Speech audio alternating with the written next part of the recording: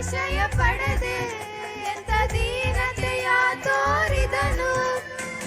ಈ ಯೇಸು ಜನನಕ್ಕೆ ಮುಂಚೆ ಲೋಕ ರಕ್ಷಕನು ಯಾರೂ ಇಲ್ಲ. ಆತನು ಅತಿಶಯ ಪಡದೆ ಎಂತ ದೀನತೆಯ ತೋರಿದನು. ಆದರೂ ಹೆರೋದನಂತಲ್ಲದೆ ಗೋದಲಿಯಲ್ಲಿ ಮಲಗಿದ್ದನು.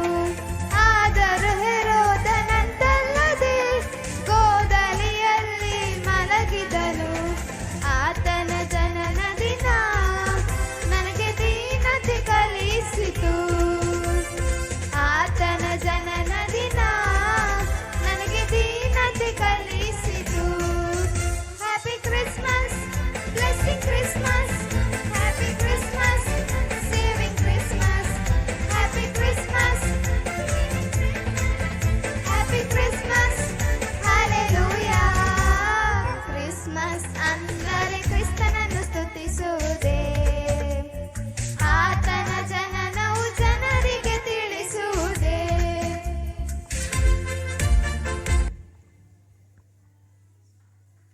ಯೇಸು ಕ್ರಿಸ್ತನ ಜನನವು ಹೇಗಾಯಿತೆಂದರೆ, ಆತನ ತಾಯಿಯಾದ ಮರಿಯಳನ್ನು ಯೋಸೇಫನಿಗೆ ನಿಶ್ಚಯ ಮಾಡಿರಲಾಗಿ ಅವರು ಕೂಡುವುದಕ್ಕಿಂತ ಮುಂಚೆ ಆಕೆಯು ಪವಿತ್ರಾತ್ಮನಿಂದ ಬಸುರಾಗಿದ್ದು ತಿಳಿದು ಬಂತು. ಆದರೆ ಆಕೆಯ ಗಂಡನಾದ ಯೋಸೇಫನು ಸಜ್ಜನನಾಗಿದ್ದು ಆಕೆಯನ್ನು ಬಯಲಿಗೆ ತರುವುದಕ್ಕೆ ಮನಸ್ಸಿಲ್ಲದೆ ಯಾರಿಗೂ ತಿಳಿಯದಂತೆ ಆಕೆಯನ್ನು ಬಿಟ್ಟು ಬಿಡಬೇಕೆಂದಿದ್ದನು. ಅವನು ಇದನ್ನು ಆಲೋಚಿಸುತ್ತಿರುವಾಗ ಕರ್ತನ ದೂತನು ಅವನಿಗೆ ಕನಸಿನಲ್ಲಿ ಕಾಣಿಸಿಕೊಂಡು, ಎಲೆ ಯೋಸೇಫನೇ, ದಾವೀದನ ವಂಶದವನೇ, ನಿನ್ನ ಹೆಂಡತಿಯಾದ ಮರಿಯಳನ್ನು ಸೇರಿಸಿಕೊಳ್ಳುವುದಕ್ಕೆ ಅಂಜಬೇಡ. ಆಕೆಯ ಗರ್ಭವು ಪವಿತ್ರಾತ್ಮನಿಂದಲೇ ಆದದ್ದು. ಆಕೆಯು ಒಬ್ಬ ಮಗನನ್ನು ಹಡೆಯುವಳು.